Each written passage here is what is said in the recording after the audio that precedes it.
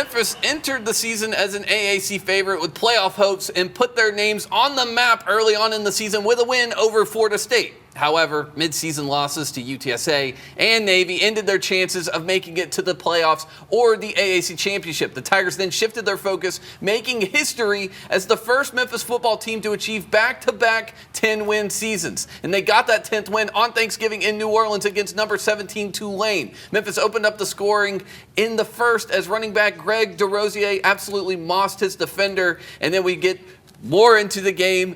The Tigers just absolutely pretty much ran up the score, Avery. You see that deadly move by Greg DeRosier there. That move lit everyone up on social media. That might have been the move of the weekend. And earlier you saw Mario Anderson's, 47-yard run where he looked like, Super Mario. Yeah, he looked like Super Mario there. Yeah, Memphis picking up a big win, ruining the Tulane party on Thanksgiving in New Orleans. Memphis will go on to win 34-24 and now sit 10-2, Avery.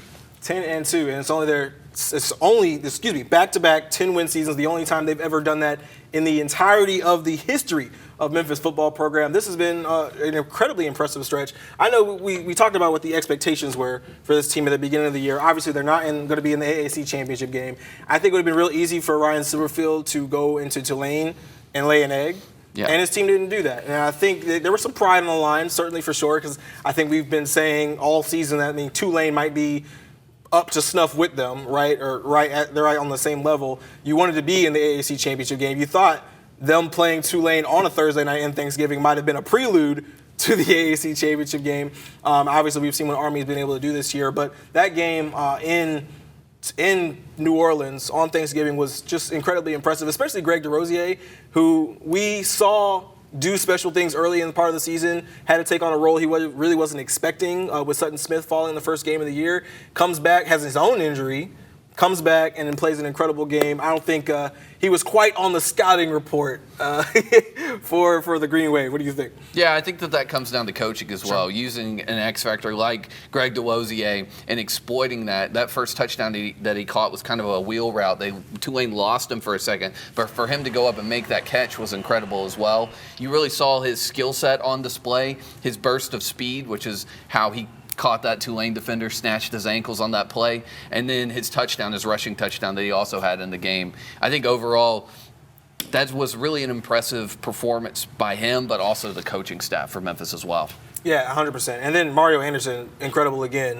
177 yards, has that touchdown at the end, 47 yards. It was very Marshawn Lynch-esque. Yeah. Marshawn. Yeah, it really very was. Marshawn Lynch-esque. It's a victory that you can, I wouldn't say you hang your hat on, but it says when the wave turned against you, no pun intended, when the wave turned against you after you lost those two games, you knew you weren't going to be in the title game, you could have rolled over. Yeah. And they didn't do that. They're going to have 10 wins for the second year in a row, and that's something that's so hard to do.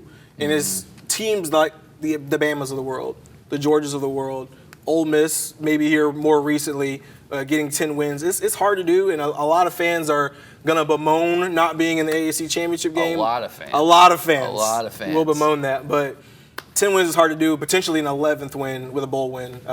Something that you got to be impressed with Ryan Silverfield to a certain extent. Well, it shows you how difficult it is to run the slate in any division in college football because they were caught sleeping against UTSA, and that's going to happen. Big snoozing. Right. And if you look at that, maybe you call that game unlucky. Maybe you say Ryan Silverfield was outcoached that game, which was the case in the Navy game for sure. That was early on in the season. Maybe he's still figuring out his team a little bit.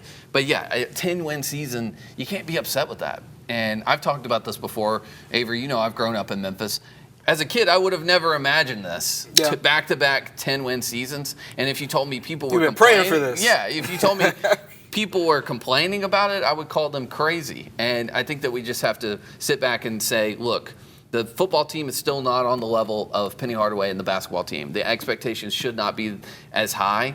and you see Memphis getting a couple of recruits this week. It does something for that as well. It's an attractive program for these 3 stars, some 4 stars, to go to Memphis, and I think that that's somewhere where they can build off of that popularity, that notoriety throughout the nation now, and they can also build on this with the additional money that they're going to get from the bowl game coming up as well. It takes consistency to get to that point where, I understand fans wanting to win an AAC championship. I understand that being the expectation with everything that Memphis brought to the table this year. You had a 4-year starting quarterback in Seth Hennigan, who is the now all-time passing leader in the AAC, not just at Memphis, but in the AAC with over 13,000 yards. You had him coming back. You thought, okay, if we're ever going to win it, this is the year to win it. And I agree with that to a certain extent, but I think you still have something to build on. I think just because you have Antoine Hill Jr. coming in as the quarterback next year, I don't think you necessarily just automatically hand him the keys, right?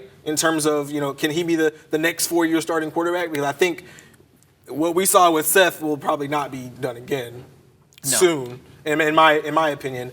I think they go into the portal and they find a solid quarterback that can get them and put them over the hump. And maybe we're seeing them in the AAC championship game next year.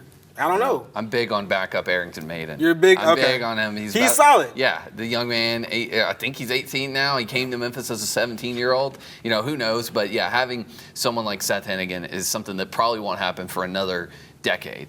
Maybe sooner for Memphians. I hope that that's the case, but he is a once-in-a-lifetime type of quarterback. 100%. And we'll see him at least one more time when we figure out whatever bowl game that the Tigers will be here in the next month or so. You actually got some projections for me, am I right? Yeah, it looks like these are ESPN, CBS projections. Sure. It looks like it could be the Birmingham Bowl, which would be nice for us because it's pretty close to home, against Arkansas. The Fenway Bowl, 2 different networks have them going to the Fenway Bowl, either taking on Virginia Tech or Georgia Tech. And then the Gasparilla Bowl versus Florida, which I think is the toughest competition out of all 5 of those teams. That could be a barn burner against Florida. In terms of talking about where the Tigers are and their trajectory of, we've talked so much about conference realignment and them trying to get into another conference, taking on a Florida team, really even taking on an Arkansas team as well. That's going to say a lot about where they are and could be. And Virginia Tech's been solid this year as well. Yeah. If you face any of those guys, you come out with a win.